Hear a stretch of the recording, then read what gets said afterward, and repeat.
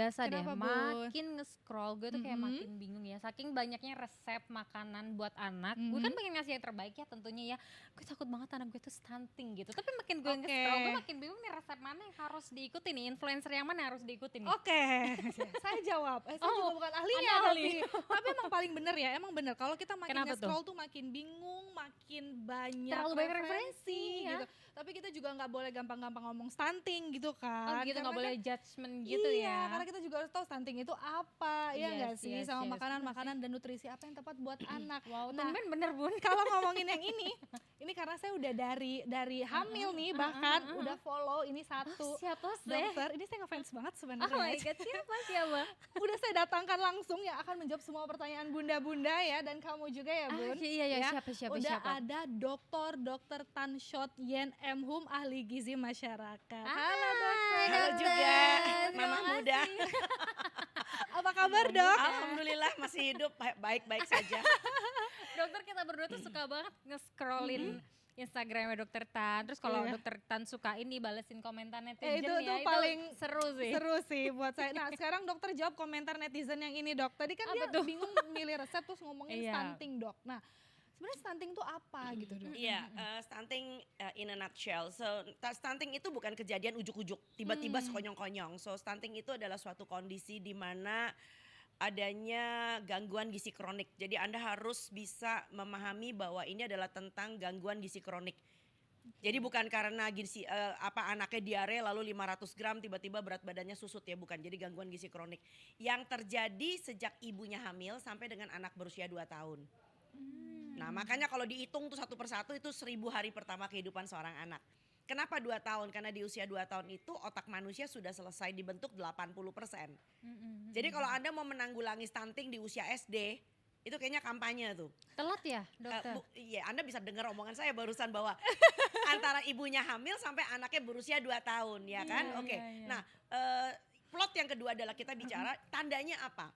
Yang ditandai dengan tinggi badan menurut usia, jadi bukan berat badan, tinggi badan menurut usia. Itu kalau di kurva tumbuh kembang itu ada di kurva merah ke bawah, itu ada tulisannya di sebelah kanan -2 standar deviasi ke bawah. Jadi kita udah gak zamannya lagi kita membandingkan dengan anak sebaya di kampung tersebut ya. Anda bisa bayangin kalau di kampung tersebut mayoritas anak-anak stunting, kan kelihatannya anak gue baik-baik aja gitu kan ya. So kita mempunyai suatu pembandingan yang sangat objektif yaitu kurva tumbuh kembang.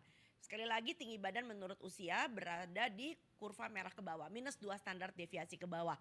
Nomor 3, dengan akibat. Nah ini dia, kalau gak ada akibatnya sebodoh teing ya. Nah akibatnya adalah anak ini kecerdasannya tidak optimal. Nah ini yang sedih. Ya kecerdasannya, saya tidak mau mengatakan kata-kata yang menyakiti ibu-ibu kayak anaknya bodoh lah, pandir lah, tidak pintar lah. Sebab banyak juga orang tinggi tapi gak pintar, betul apa enggak ya kan? Betul. Tetapi bukan cuma sekedar kecerdasannya tidak optimal, tetapi juga dia punya beban masalah baru lagi, yaitu penyakit kronik seperti diabetes, hipertensi, obesitas, metabolic syndrome, bahkan sampai kanker. Jadi udah kualitas orang yang gak beres, beban jaminan kesehatan nasionalnya juga tinggi. Berarti sebegitu banyak efek Matters buruknya banget. dari Iya, stunting ini yang akan efek berpengaruh ke dominonya kehidupan kemana-mana ya. anak Betul, nanti makanya gitu ya. WHO menargetkan bahwa suatu negara kalau mau dibilang baik-baik saja, itu stunting tidak boleh lebih dari 20%. Artinya 1 dari 5 anak, itu paling banyak, 1 dari 5 anak. Itu stunting, itu udah paling banyak. Bayangin kalau 2 dari 5 anak atau angkanya naik 3 dari 5 anak itu stunting. Wow, ini urusannya panjang. Nah dokter, spill dong dok, caranya gimana sih supaya ibu-ibu kayak kita nih, ibu muda juga kayak saya tadi kayak bingung banget nih resepnya apa aja. Harus ngasih makan apa sih ke anak? Oke, dok? kita nggak bicara anaknya dulu ya. Tadinya kan saya ngomong tentang Ibunya sebelum dulu. ketika ibunya hamil, sebelum ibunya melahirkan. So, saya selalu mengatakan pre-conception itu lebih penting daripada pre-wedding. Catat semua Catat ya, kasih stabilo. Oke, jadi pre-conception itu adalah sebelum kalian memutuskan untuk saling berhubungan seks ya. Jadi artinya bagaimana seorang calon ayah, bagaimana seorang calon ibu itu paham banget. Saya tuh kalau mau punya anak, ini anak mau jadi seperti apa ya. Jadi yang nomor 1, kalau bapaknya belum kelar sama dirinya, Gitu, belum kelar, masih suka Bapak. ngerokok.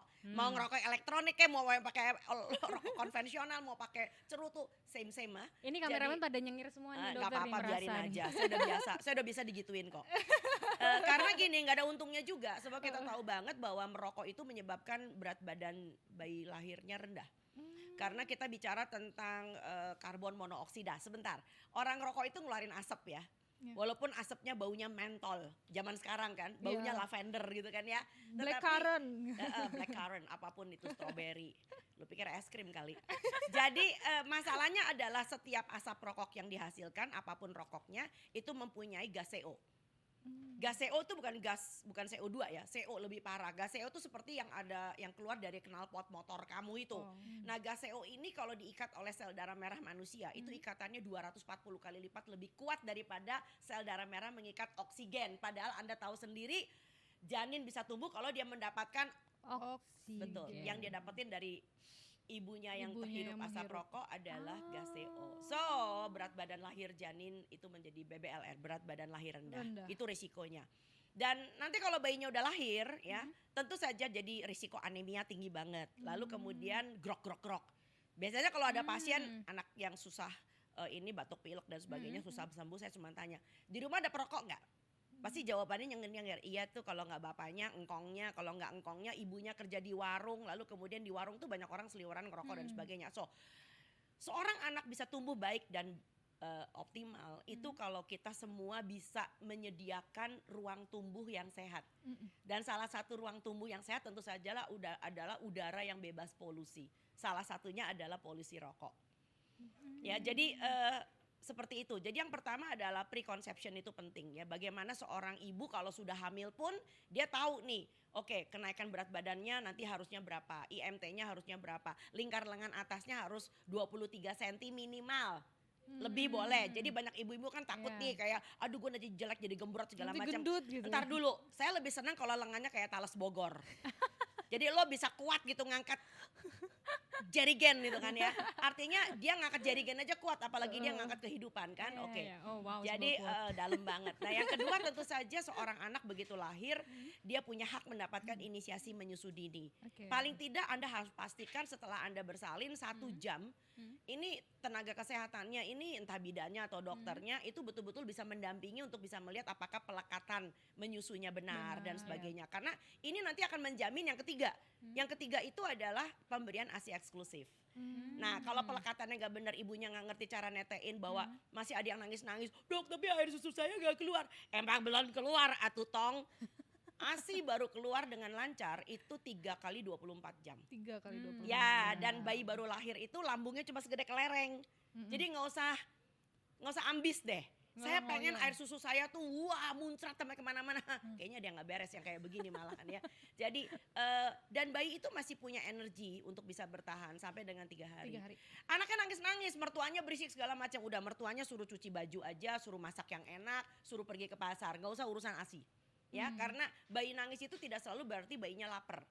Bisa juga bayinya itu karena dingin, tidak nyaman, ya lalu kemudian dia mendengar banyak sekali stimulasi, suara-suara bayi-bayi yang overstimulasi itu kasihan banget gitu loh ya. Nah, berikutnya lagi tentu adalah yang keempat, yaitu makanan pendamping ASI-nya harus benar. Nah, MPASI ini harus belajar konsep, bukan berburu resep nyonya-nyonya. Nyonya. Ya? Nah, mengenai MPASI itu sudah ada panduannya di buku KIA. Jadi bedakan antara tontonan dengan tuntunan. So buku KIA itu tuntunan. The rest is tontonan, oke? Ada juga poster Kemenkes ya untuk kategori anak 6 sampai 8 bulan, 9 sampai 11 bulan, 12 sampai 23 bulan dan 2 sampai 5 tahun bahkan itu sudah ada. Nah, yang terakhir nih pintu yang mesti ditutup nomor 5 nih supaya anaknya nggak stunting. Imunisasi tepat waktu. Anaknya nggak boleh batuk pilek mencret selalu bergiliran. Sebab begitu anaknya sering sakit, ini juga jendela menuju stunting. Karena apa? Badannya kan capek ya. Jadi walaupun dia makannya bagus, makannya cuma habis buat memerangi penyakitnya dan buat memulih. Makanya saya selalu mengatakan anak yang sering sakit henti tumbuh. Apalagi kalau udah sakit makannya nggak bener. Udah makin-makin itu langsung terjun bebas berat badannya. Nah apalagi kalau anak sering sakit, sering demam lalu kemudian apa? Gimana kalau imunisasinya saya tunda dulu, lagi demam nih, bulan depan dong, bulan depan kemarin baru diare, gimana kalau tunda lagi? Akhirnya anaknya 1 tahun belum campak. Belum imunisasi campak. 1 tahun 1 hari, bang tiba-tiba kena campak. Lalu kena bronkopneumonia, abis.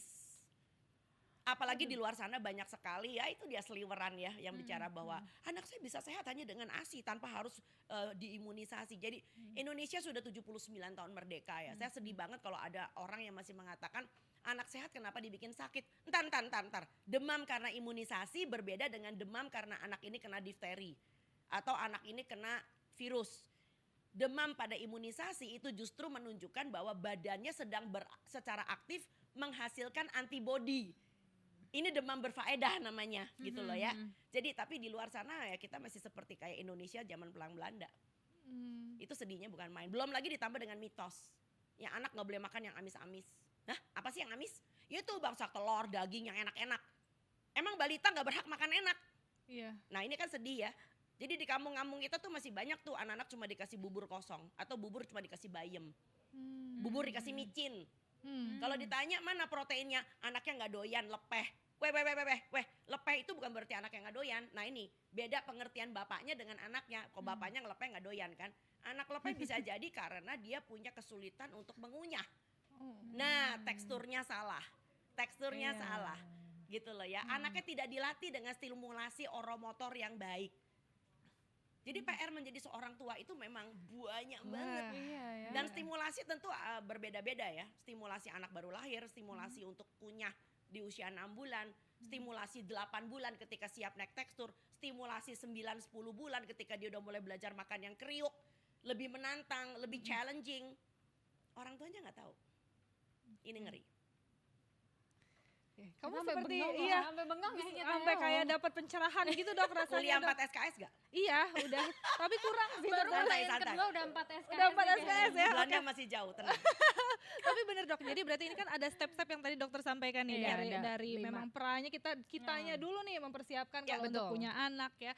Habis itu ada proses dari ibunya juga yang harus tadi Pelekatan, siap segala ASI. macam. Baru Yes. kita ngomongin soal makanan dan nutrisinya dan empatinya dan Dan juga. tolong makanan pendamping ASI itu gak usah ngadi-ngadi. Makanan pendamping ASI itu berasal dari menu keluarga. Nah itu yang mau saya tanya. Jadi Nah, jangan itu sampai dia. bapaknya makan ayam garang asam sama sayur asam, anaknya dikasih extra virgin olive oil and salmon. Dok, tapi Plus kan cheese and butter. dok, tapi ini yang Gini, terjadi sekarang dok. Bukannya bilang nggak boleh, bukannya nggak boleh. Tapi Anda bisa bayangkan kalau itu diomongin oleh seorang influencer dan mamagram. Tebak apa yang terjadi? Seluruh Indonesia, Ikut. walaupun di tempatnya cuma ada lele, itu berasanya bersalah. Gue salah kalau kasih anak gue tuh lele. Sebab yang menurut orang sebelah sono katanya kudunya kudu salmon. Iya. Padahal salmon begitu nyampe di Indonesia udah busuk. Karena apa? Rantai bekunya tidak terjamin. Oh. Makanya amis. Makanya mending lele ya dok ya. Iyalah, mending lele, telur puyuh, bebek. Ayo, enak lagi. Iya kan, jadi ini ngomongin soal nutrisi ya dok. Kita kan mama muda nih problemnya itu ya dok. Maksudnya ya oke Puasa kita medsos deh. Hapus sekarang Instagram lo sekarang juga. itu yang terjadi dok, karena kan ngelihat benar ngelihat yang sekarang tuh kayak ngasih menu anak yang kata dokter tadi pakai Iya. butter and cheese, pakai salmon. Saya nggak pernah bilang nggak boleh loh ya. Silakan kalau Anda memang seorang orang Indonesia ya, kita punya diaspora yang tinggal di Amerika, di Amsterdam, and di apalah, gue nggak ngerti deh, di Berlin. Tapi Anda tuh tinggal di Wonogiri tong, gitu loh. Nek wong Wonogiri omangan kayak wong Wonogiri kuangnya lepol. Oke, ini kita dikasih paham juga ya. Tapi dok, tapi berarti nutrisi yang dibutuhkan Seru-seru. anak nih, apalagi kan memang di 1000 hari kehidupannya Ya, itu. ya. Apa aja dok yang paling penting yang memang harus dikasih tahu ke orang tua, anak tuh harus makan ini, proteinnya baiknya ini. Jadi gitu. nggak ada yang namanya MPASI cuman bubur kosong atau pra MPASI dikasih buah. Oh tidak ada. Jadi MPASI dimulai tepat usia 6 bulan ya kurang lebih 1-2 hari. Oke. Jadi kalau lahirnya tanggal 15 Januari maka dia mulai makan sekitar tanggal 14 sampai 16 Juli. Ya, Jadi nggak usah dihitungin 180 hari 1, 2, 3, 4, 5, 6. nggak usah. Oke, lalu kemudian MPASI itu harusnya komplit. Komplit artinya apa? Menu lengkap itu ada karbohidrat. Jadi kalau kalian orang Jawa misalnya menggunakan nasi ya nasi, tapi barangkali orang Indonesia Timur ada yang menggunakan ubi, ada yang menggunakan kentang gitu kan ya, makanan pokok. Kedua adalah utamakan protein hewani. Kenapa? Karena protein hewani terutama telur itu asam aminonya lengkap. Jadi kita nggak cuma ngitung jumlah gram proteinnya, tetapi apakah protein itu berasal dari susunan asam amino yang lengkap. Dan di dalam protein hewani itu ada yang namanya zat besi. Dan zat besinya itu sifatnya heme. Heme itu artinya ini senyawa besi yang lebih mudah diserap oleh tubuh manusia ketimbang yang nabati. Jadi kalau Anda berkata bahwa iya dok tapi kan tempe banyak zat besinya, tapi oncom juga banyak, tapi kan bayam juga banyak. Entar. Karena jenis zat besinya adalah non-heme. Non-heme itu paling cuma 15-10% yang diserap. Jadi percuma aja mau makan satu bakul yang dapat cuma dikit. Ya, nah lalu kemudian kalsiumnya juga lebih banyak ada di protein hewani. Nah yang ketiga tentu harus ada sayur dan buah. So sayur dan buah adalah merupakan kelengkapan dari MPASI. Tetapi karena sayur dan buah ini kalorinya kecil dan seratnya banyak, tentu diberikan secukupnya. Jadi nggak seperti kayak orang dewasa gitu ya. Bukan berarti tidak diberi tapi secukupnya. Nah yang keempat tentu karena anak Indonesia kurang kalori ya, banyak yang kurang kalori. So kita memberlakukan istilah yang namanya lemak tambahan. Nah lemak tambahan itu yang Anda bilang tadi, nggak usah butter, nggak usah extra virgin olive oil, tapi Anda bisa menggunakan ya minyak kelapa, bisa menggunakan santan, apapun yang ada di rumah Anda, nggak racun kok. Santan ya? Kalau susu perlu nggak sih dokter kayak sufor gitu? Begini sayang. Oke, di dunia ini tidak ada yang disebut dengan pengganti ASI. Seandainya ada, itu sesuai dengan indikasi. Indikasi apa? Indikasi tentu harus di tangan dokter ya. Apakah anak ini memang membutuhkan sesuatu? Ya, contoh misalnya kalau ibunya betul-betul nggak bisa memberikan ASI, misalnya ibunya pasca melahirkan lalu kena hipertensi berat, bahkan ada cairan di dalam jantungnya, sehingga dia harus menggunakan banyak sekali obat-obatan ya. Tentu ASI-nya akan mengandung trace dari obat-obatan tersebut, ada jejak dari obat-obatannya. Maka sufor bisa menjadi suatu pilihan ya. Atau ibunya menderita kejang, ibunya harus mempunyai protokol kemoterapi karena ternyata setelah melahirkan ada kanker ibunya. Nggak mungkin dong anaknya dikasih ASI karena ASI-nya mengandung trace dari obat tersebut. Nah, tapi ini pun tidak mudah sayang perjalanannya. So memberikan sufor itu tidak sama seperti yuk kita ganti susu emaknya dengan berbagai macam kaleng yang warnanya warna-warni itu. Karena gini, anak-anak kita itu 80%, bukan anak kita juga nih. Orang Indonesia itu etnik Asia Tenggara, itu 80% lebih itu intoleran laktosa. Intoleran laktosa artinya adalah ya badan kamu nggak bisa mengelola susu yang lain kecuali ASI ibu Anda. Nah, gejala intoleran tentu beda dengan alergi, apalagi kalau anaknya alergi dengan susu. Makanya alergi itu bisa sampai fatal banget ya, beraknya berdarah. Anda kebayang gak sih waktu masih kecil gitu, napasnya sampai grok-grok. Nah kalau intoleran biasanya memang lebih ringan, tetapi biasanya dikumpulkan dulu setelah sekian lama baru muncul. Kayak kamu tuh intoleran dengan mertua lo gitu kan ya. Enggak ya. Oke, kalau mertuanya datang cuma buat nginep, kalau Natal, Lebaran, Tahun Baru, Imlek, lo kayaknya masih bisa oke. Ya kan lebih kurang dari seminggu ya kan, ditawarin mama mau makan apa, mau beli apa, itu tasnya bagus mama mau. Tapi kalau udah tinggal bareng, tapi kalau udah setahun oke siap. Jadi intoleran itu harus membutuhkan waktu sekian lama untuk membuat badannya bisa mengeluarkan gejala. Nah gejalanya memang lebih ringan tapi mengganggu, seperti misalnya diare ya, jadi fesesnya nggak pernah padat tapi lembek terus, kembung. Nah gimana anaknya mau tumbuh coba? Jadi kerap kali anak-anak yang diberikan sufor itu biasanya pakai sistem uji coba. Sufor yang ke-1 kok nggak cocok ya. Nah ganti sufor yang kedua, nggak cocok lagi. Sufor yang ketiga, dapat dong sufor keempat yang harganya setengah gaji bapaknya. Jadi sekarang Anda bisa ngebayangin bahwa ASI adalah yang terbaik. Bahkan di kardus sufornya, kalau nggak percaya Anda nanti ke minimarket Anda cek deh. Di kardus sufor itu ada tulisan ASI yang terbaik. So kalau kita bisa memberikan yang terbaik, why you give the second best? Sekali lagi sufor diberikan atas indikasi. Kalau tidak ada indikasinya, kita harus memperbanyak konselor laktasi, motivator laktasi untuk para kader, bahkan konsultan menyusui untuk para dokter dan bidan. Ini penting banget. Artinya memang setelah ASI eksklusif diberikan ya udah nggak usah susu-susuan lagi ya dok? Loh kan ASI itu kan, sebentar. Ini ada suatu kesalahan persepsi barangkali. Yang namanya ASI eksklusif artinya ASI doang. Iya. So ASI doang itu artinya umur 0 sampai 6 bulan. Lalu ASI-nya diteruskan sampai dengan usia 2 tahun. Insya Allah ya. Atau lebih bahkan kalau menurut WHO. Jadi artinya usia 6 bulan itu memang ASI sudah tidak bisa lagi mengejar kecukupan tumbuh kembang anak. Jadi harus ada MPASI. Namanya makanan Makanan pendamping ASI. ASI, bukan pengganti ASI. Dan ASInya diteruskan sampai nanti usia 2 tahun. Itu bahasanya. Nah. Jadi namanya bukan eksklusif lagi. Oke, Kalau nah kan setelah setelah umur 2 tahun biasanya dokter, dok, kan iya. udah nggak Kadang minum. ibu gue tuh masih Sebentar, ngasih sebentar. sufor tuh. Namanya disapi. Disapi. Iya, disapi. Ya, Artinya Udah disapi itu. apa? udah Berarti nggak udah nyusu. selesai nyusu ya? Masa menyusui sudah selesai. Aha. Ngapain lu juga balik lagi pakai susu yang kualitasnya lebih rendah daripada ASI? Gue stres nih, gue stres. Bukannya anak sudah dominan makan. Iya. tapi Yang mostly- menjadi salah adalah anaknya nggak doyan makan. Lalu ibunya pikir, aduh daripada anak gua kurus nanti stunting, udah gua tempel aja pakai Sama sufor. pakai gitu. apapun lah. Heeh. Gitu loh ya. Jadi ini kan nggak benar. Jadi saya selalu mengajarkan kepada publik untuk menyelesaikan masalah dari sebabnya. Bukan menyelesaikan masalah dengan cara menciptakan masalah baru. Oke, baik. Oke. So tolong dikasih garis bawah, Dokter Tan tidak anti dengan sufor. Betul. Dokter Tan tidak anti dengan PKMK atau PDK iya. ya, pangan untuk diet khusus, tetapi semua itu harus diberikan sesuai dengan indikasinya. Yang menjadi problem besar sampai pemerintah mengeluarkan peraturan pemerintah, undang-undang itu karena etika pemasarannya nggak etis, nggak benar. Ya, jadi Indonesia ini udah kebablasan. Etika pemasaran pengganti air susu ibu itu udah kebablasan. Kebablasannya kalau menurut dokter gimana? Ya, seperti klaim yang mengatakan sufor itu membuat anaknya lebih pinter, menjadi lebih tinggi, menjadi anaknya gemoy gitu ya. Nah, ntar dulu deh. Problemnya nggak begitu kali gitu loh ya. Jadi sekali lagi harus sesuai dengan indikasi. Kalau suplemen? Suplemen juga sama sesuai dengan indikasi. Ya, Oke. problemnya adalah makanya kenapa saya udah bilang ketika ibunya lagi persiapan hamil, Anda harus tahu dulu nih buat manusia untuk menciptakan manusia lain itu kudunya apa aja. Jadi jangan sampai anak kecil yang cuma pintar bikin anak kecil.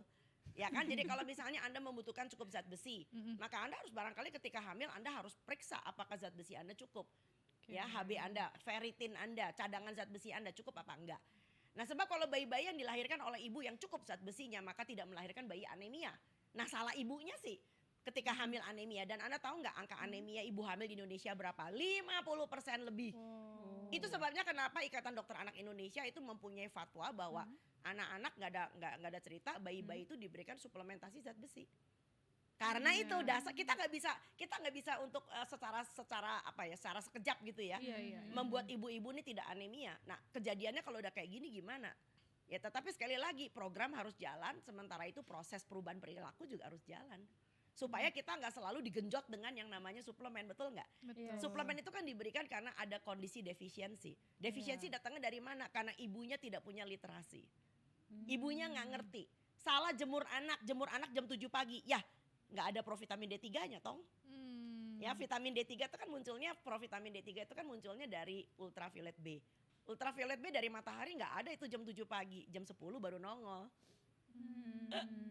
Ya jelas orang yang dijemur anaknya sampai gosong juga tetap vitamin D-nya kurang. Udah gitu anaknya nggak makan ikan, anaknya tidak cukup dengan telur, habislah. Makanya anak kita udah kayak robot, udah kayak yang siap buat jadi astronot dilempar ke bulan. Suplemennya 1 kresek, makanannya juga pakai kemasan. Iya, nah ngomongin makanan kemasan dok, sekarang kan banyak banget dok snack-snack anak yang klaimnya tuh organic, healthy, tapi kan tetap aja diproses ya dok. Iya, menurut dokter gimana itu? Begini, nah ini makanya menjadi orang tua itu harus cukup banyak belajar. Kenapa orang hamil itu 9 bulan 2 minggu? Kenapa ASI eksklusif minum ASI doang itu 6 bulan? Tuhan itu memberikan kesempatan 15 bulan lebih loh untuk Anda bebenah. Nah, pertanyaannya adalah orang tuanya makan apa? Ya, kalau orang tuanya cuma makan seblak sama mie instan, ya nggak heran anaknya tinggal beli aja di warung ada bubur kemasan. Atau kalau perlu bubur pinggir jalan tuh yang katanya bubur organik, tapi rasanya kayak micin. Ya, karena apa? Menjadi orang tua adalah tentang I am responsible for my children. Nah, being responsible itu adalah Anda yang anak Anda aturan Anda. Anak Anda yang mengendalikan dari makanannya, semuanya, referensinya, preferensinya, sampai dengan adab dan perilaku makan. Tapi kalau orang tuanya cuci tangan lah, kita mau ngomong apa? Menarik ini tadi seblak sama mie instan. Ngomong-ngomong soal makanan kayak gitu nih dok, kan kemarin tuh aku baca tuh dok, katanya Gen Z kayak usia 20-an anak-anak muda tuh lagi banyak yang kena diabetes gitu dok. Katanya gara-gara kebanyakan makan mie instan gitu.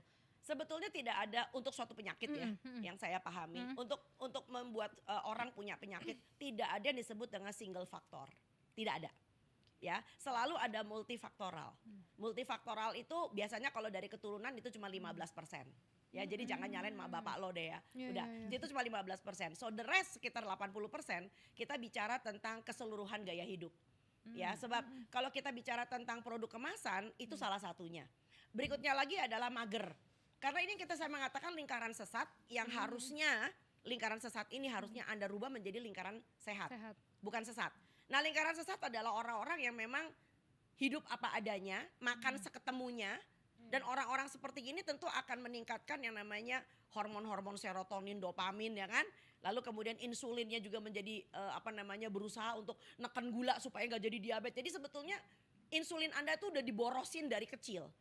Semua makanan kudu manis, kudu legit, kudu gurih. Ya sampai akhirnya badan Anda sudah aduh udah dong, capek nih. Nah, suatu hari terserah lu deh, lu mau naik sono dah gitu loh ya. Itu ketika when your body gives up. When your body gives up, it means insulin Anda udah jadi resisten. Jadi orang-orang kayak begini tentu saja juga mager ya. Karena makanan-makanan kayak gitu tuh tidak membuat Anda menjadi giras menghadapi hidup, tapi mager. Bawaannya moody. Bahkan yang perempuan, ini hati-hati, yang perempuan ada gangguan hormonal, gangguan menstruasi, punya risiko menderita PCOS, polycystic ovary syndrome. Punya anak menjadi sulit, menjadi infertilitas. Jadi ini udah nggak benar sekali. Jadi itu sebabnya kenapa saya selalu mendorong pemerintah juga dan seperti kalian dari media untuk membuat imbangan antara iklan komersial dengan iklan layanan masyarakat. So iklan layanan masyarakat itu adalah tentang edukasi dan tuntunan yang membuat generasi-generasi kita menjadi berliterasi, bisa berpikir. Dan kalau bisa punya literasi dan punya kemampuan berpikir, maka dia bisa membuat pilihan-pilihan yang lebih bijak.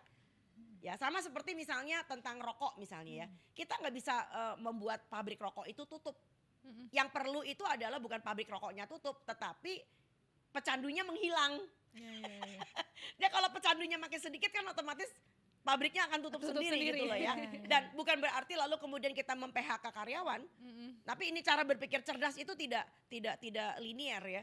Jadi karyawannya ini tetap masih dibekerjakan, tetapi ya bisa saja tembakaunya dialihkan menjadi pestisida organik misalnya. Bukan untuk mempestisidakan orang. Ya jadi kita tetap punya tembakau, kita tetap punya petani tembakau, tetapi kita tidak membuat racun bagi manusia. Tapi peruntukannya diganti. Seharusnya begitu. Jadi itu kalau soal diabetes, tapi kan banyak juga nih dok, bener nggak ultra processed food itu bisa menyebabkan kanker? Begini, untuk anak. Kita harus meluruskan dulu dengan kata ultra proses ya. Ultra proses yang pasti memang itu adalah industri yang bikin. Nah, tetapi yang disebut dengan UPF yang tidak baik itu adalah UPF yang berisiko menggantikan pangan utuh sehari-hari. Contohnya dok? Ya, Anda menggunakan mie instan untuk mengganti nasi uduk. Makan nasi uduk pakai telur dadar itu masih lebih baik daripada ya itu tadi instan. Ya kan? Nah, Anda menggunakan cemilan-cemilan kekinian, ya kan, yang mengandung coklat, yang mengandung apalah segala macam ya, yang mengandung pemanis buatan sebagai pengganti, misalnya kroket atau lemper. Itu kroket lemper masih lebih jelas tuh. Kentang kelihatan kentangnya, betul nggak? Ya, daging cincang kelihatan dagingnya di dalam gitu ya. Lemper juga sama, masih kelihatan ketannya. Di dalamnya masih kelihatan ayamnya. Ya, Anda makan sosis menggantikan ayam bakar taliwang. Sosis itu apa isinya nggak tahu, Anda nggak bisa mengurai itu isinya apa. Tapi kalau Anda bicara ayam bakar taliwang kan jelas mana dada ayamnya, mana pahanya, mana cabenya, mana pelecing kangkungnya barangkali. Ya, so jadi itu. Nah, tetapi kita tidak bisa menihilkan jasa dari teknologi pangan. Tolong. Nah, teknologi pangan juga berjasa untuk kasus-kasus tertentu. Seperti misalnya anak yang sudah malnutrisi berat. Ya, so Anda nggak bisa memaksa anak ini buat makan ya istilah kalian real food. Saya sih nggak mau menggunakan kata itu ya. Anaknya dijejelin makan telur, percuma makan telur juga nanti telur. Ya, anak ini nggak punya penyerapan yang baik. So dalam kasus seperti ini tentu adalah PKMK atau produk untuk kepentingan medik khusus ya. Ini perlu diberikan supaya anak ini bisa menyerap partikel yang lebih sederhana dalam bentuk tadi formulasi. Ya, orang-orang dengan gagal ginjal kronik yang mempunyai risiko malnutrisi juga karena penyerapannya dan ada pembatasan-pembatasan jenis makanan tertentu. So barangkali PKMK juga akan membantu dalam hal ini. Ya, jadi kita nggak boleh ekstrim kiri, ekstrim kanan. So kita lihat lagi sekali lagi peruntukannya untuk apa. Nah tapi jangan sampai anak yang sehat seger buger dibikin jadi sakit hanya karena dia kecanduan produk kemasan, betul nggak? Itu berasanya dosa banget kan? Iya, Betul. benar. Berarti snack ya paling bener artinya- udah lemper, kroket Artinya gitu ya, Dok? makin berbentuk emang makanan ya itu yang Iya. lebih sehat gitu ya, Dok ya. Jujur saya nggak mau membandingkan tetapi terpaksa akhirnya harus. Coba kita lihat ya, misalnya ya ibu-ibu di Jepang, ibu-ibu di Korea Selatan yang drakornya sering Anda liatin itu. Ya coba, bekal anak-anak sekolahnya apa sih? Ibunya bikin kimbap, Ya, ya ibunya bikin sushi, sushi. ya Iya. nggak ada tuh produk kemasan. Ya nggak ada yang namanya biskuit lucu-lucu, Udah rasa sekarang coklat, iya nih. rasa stroberi, cuma rasanya doang. Tapi di Jepang betul-betul stroberinya dimasukin ke dalam bekal Dimasukin, anaknya, Yes. ya kan? Ada dadar gulung, ya, ada omelet gitu istilahnya gitu loh. Kita kan, wassalam. Iya. Apalagi sekarang lagi hits banget ngehias bekal anak Iya, lucu-lucu. ala-ala Kan gitu tujuannya ya. Instagramable. Iya. Anaknya iya. makan belum tentu. Betul. Itu ya. Menarik Betul, sekali cakep Indonesia. diupload gitu ya. Padahal itu juga dia. banyak kayak biskuit atau Dan apa tuh. seberapa Iya, iya, betahnya iya. ibu melakukan itu. Mungkin sekali dalam sebulan. So kita realistis aja. Iya, iya. Ya kalau perlu Anda berikan anak Anda dengan nasi dengan ikan pepes, ditambah dengan sayur kangkung, fine, itu adalah makanan dia. Ya, besoknya misalnya Anda mau bikin rolade sederhana, ya kan, dengan kentang misalnya pakai buncis, silakan itu makanan dia. Besoknya kita ganti lagi, barangkali soto Banjar pakai nasi, ya kan, Iya. soto Kudus pakai nasi, udah ada togenya itu sayur, fine, semudah itu. Jadi memasak itu adalah bicara tentang life skill. So from life skill, then you get your lifestyle. Keren ya. Oke, sebuah quote Quote lagi. kedua. Fotokopi bayar. Fotokopi banyak. Tapi berarti yang kita tangkap adalah memang ngomongin stunting ini kan berat ya. Intinya memang harus banyak dipersiapkan, banyak dilakukan orang tua. Tapi kan nggak ujuk-ujuk misalkan orang tua tinggi badannya nggak tinggi gitu, tapi nanti anaknya jadi kecil tapi atau Langsung gimana aja, gitu. Contohnya saya Susah misalnya, nggak Dok. jelasinnya, Dok gitu. Sebentar. Kan nggak terlalu tinggi Iya, gitu ya, Dok ya. bedakan antara stunted dengan stunting. Itu gimana, Dok? Nah, ya, iya. jadi yang disebut dengan stunting kan aku udah bilang tadi, ada riwayat gangguan gizi kronik. Yeah. Yes. Makanya seperti Anda, makanya kita harus lihat tuh, gue nggak bisa bilang lo tuh stunting, gue kan nggak punya riwayat Anda ketika dari Kecil, sejak kecil, iya. seperti Paham. sejak dikandung ibu Yes. sampai dengan usia 5 tahun. So kita harus lihat riwayat itu. Makanya kenapa diagnosa stunting tidak boleh di tangan orang lain selain dokter. Karena dokter itu yang akan bisa merunut nanti, kalau perlu dicek lagi. Jadi anak sebelum dikatakan dia stunting harus ada SOP-nya, harus ada prosedurnya. Jadi mungkin diperiksa hormonnya juga, hormon tiroidnya juga dan sebagainya, hormon pertumbuhannya. Sebab kalau memang ini terbukti bahwa ini karena kelainan hormonal, anak pendek ini nggak bisa dibilang stunting, Bu. Ya kemungkinan ada ya bahasannya ada stunted. Ya pendek aja, tapi bukan karena stunting. Tuh, berarti Gitu ya. bukan berarti stunting ya. Jangan Enggak, self gua nggak judge pernah ya. bilang. Oke. Gak boleh gitu dong. Terus kita berantem sama Iya. Tapi oke Dok, mungkin di pertanyaan-pertanyaan terakhir nih, tapi sebelum apa yang mau dokter sampaikan mungkin ke orang tua, tapi saya penasaran kan Iya. dokter nih melihat perkembangan ibu-ibu ya dari zaman dulu sampai ke ibu-ibu masa kini gitu. Apa sih Dok atau mitos-mitos atau hal-hal yang dilakukan ibu-ibu tuh yang bikin dokter tuh gerah, ini nggak harusnya nggak kayak gini gitu, gitu. Itu harusnya iya. gini gitu. Kalau yang aku lihat demikian, kita tuh berada dalam situasi yang split dalam pengertian begini. Kelihatannya kalian udah pegang HP, smartphone, Yes. but you are not smart enough untuk menyaring. Oke. Ya, saring sebelum sharing, itu penting. Ya, nah yang repot adalah ketika kita tidak bisa membedakan ini suatu kebenaran, ini suatu hal yang mengandung literasi, atau ini cuma sekedar ya seliweran aja. Ya, contoh nih misalnya nih ya, kita 79 tahun merdeka. Ada ibu-ibu dandannya udah cantik kayak Anda, pegang smartphone, penghasilannya cukup bagus. Tapi dia masih nanya sama saya, Dok, emang betul ya kalau anak dikasih makan lewat maghrib jadi cacingan? Heh? Gimana? Emang ada beneran Dok? Iya, itu ada yang nanya gitu loh, bayangin ya. Jadi apa hubungannya makan lewat maghrib sama cacingan? Heh? Perasaan gue yang namanya cacingan itu kan kalau kamu terinfeksi dengan telur Iya, cacing, telur istal cacing. cacing Iya. dengan cacingnya. Yang kedua adalah misalnya, Dok, emang kalau anak kebanyakan protein bisulan ya? Itu masih tuh, coba kamu juga barangkali berpikir begitu. Kebanyakan makan Iya, telur. iya, Kebanyakan makan telur jadi iya. bisulan. Enggak Nah ya. itu makanya jadi kan kesian banget nih. Di satu sisi kelihatannya kita udah lepas landas, tapi rodanya ketinggalan di runway. Makanya kita jadi jeglek gitu loh. Nah ya ini kenapa bisa terjadi karena itu tadi perkembangan literasi, perkembangan edukasi itu tidak sejalan. Ya jadi saya selalu punya usul juga dengan pemerintah. Makanya kenapa kita punya Kemenko. Kementerian Koordinator Pemberdayaan Manusia dan Kebudayaan, ya kan? Di bawahnya adalah Kementerian Kesehatan, Kementerian betul. Agama, ada Kementerian Pendidikan, ada Kementerian Peranan Perempuan dan Perlindungan Anak dan Perlindungan Pemberdayaan Anak. Perempuan. So, artinya ini adalah kementerian-kementerian yang kalau saja kerjasama, nggak ada nih pertanyaan kayak begini. Ya, karena yang nyeleneh gini. Contoh di kesehatan, kita udah bolak-balik ngomong soal aduh udah deh rokok kelarin aja deh ya, kelarin aja soal rokok udah nggak lagi. Tapi kalau kamu lihat lah guru SD aja masih merokok. Padahal jelas-jelas di lapangan ditulis ini kawasan Dilarang bebas merokok, rokok, ya. ya. kawasan bebas rokok, tapi masih ada gitu loh ya. Gurunya. Kantor polisi baunya rokok itu udah pasti. Iya. Jadi kontradiktif di Indonesia itu masih terlalu kencang. Jadi kalau kita betul-betul ingin lepas landas sebagai negara maju, maka di mana aturannya sudah ada, yuk kita jalankan, eksekusi, dan yuk kita berikan sanksi. Kalau seandainya apa yang sudah diatur tidak sesuai dengan aturannya. Jadi jangan sampai orang yang bikin aturan melanggar aturannya sendiri. Karena ini akhirnya menjadi jadi nggak jelas. Makanya rakyatnya kenapa jadi mencela-mencele. Ya, nah satu hal lagi juga alangkah baiknya kalau kurikulum pendidikan gizi keluarga itu sudah ada sejak SD. Nah kan kita punya mata ajar ya, mata pelajaran namanya penjakes, pendidikan jasmani dan kesehatan. Ya. Lo isinya tuh yo ngapalin lapangan sepak bola, ngapalin lapangan rumput. Buat apa sih?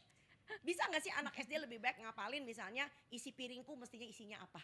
Oke. Apa perbedaan jus dan apa perbedaan makan buah? Apa perbedaan gula garam tinggi lemak dengan trans fat dengan. Jadi kebayang nggak cerdasnya anak kita kalau ujiannya udah bisa jawab apa itu trans fat. Kenapa saya sebaiknya tidak menggoreng. Bagaimana mengelola makanan yang sehat. Bagaimana membuat bekal makan yang sehat. Itu mamanya bakal tengsin tuh. Nah itu kan lebih berharga. Dengan ilmunya nanti semakin lama, lambat laun semakin nambah. Sampai anak ini lepas SMA. Itu keren banget. Makanya kenapa kita semua berada di bawah Kemenko yang sama mestinya. Kalau itu diatur Indonesia indah banget. Mantep nih. Mantap ya. Harusnya ada ya kayak gitu ya, ntar kalau gue jadi kepala sekolah deh. Amin. Kenapa kamu nggak nanti kalau kamu jadi Kemenkonya aja? Oh amin. Iya, saya aja nanti Amin. dia Kemenkonya dia Amin, ya kepala Allah. sekolah. Saya Biar bisa Kemenkonya diatur. kepala sekolah. Oke. Aminin deh. Dokter Terakhir Tan, ya, boleh Dok. dok pesan untuk orang tua dok? Apa yang mau disampaikan? Yang mau Dok? disampaikan dokter Tan? Saya sebetulnya nggak punya pesan apa-apa sih. Saya cuma punya suatu unek-unek malahan ya. Boleh silakan Untuk dokter. membuat Indonesia emas 2045 itu kita bisa mulai kok dari sekarang. Saya punya harapan yang sangat optimis. Tapi dengan catatan kita mesti bergerak bersama, kita mesti bekerja sama, dan kita pertahankan yang namanya kolaborasi pentahelix, pemerintah, media, publik, akademisi, pelaku usaha dengan satu niat baik. Jadi manusia adalah tujuan untuk dirinya. Manusia itu tidak boleh menjadi kepentingan bagi orang lain. Itu aja.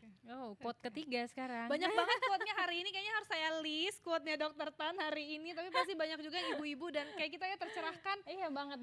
Akhirnya ya ngobrol sama Dokter Tan gitu. Iya, kayak sebenarnya dari awal kita punya living room ini dok. Kita udah nge-list Dokter Tan. Iya, tapi akhirnya baru kesampaian di episode keberapa nih? 10 ya kayaknya. Iya ke episode ke-10.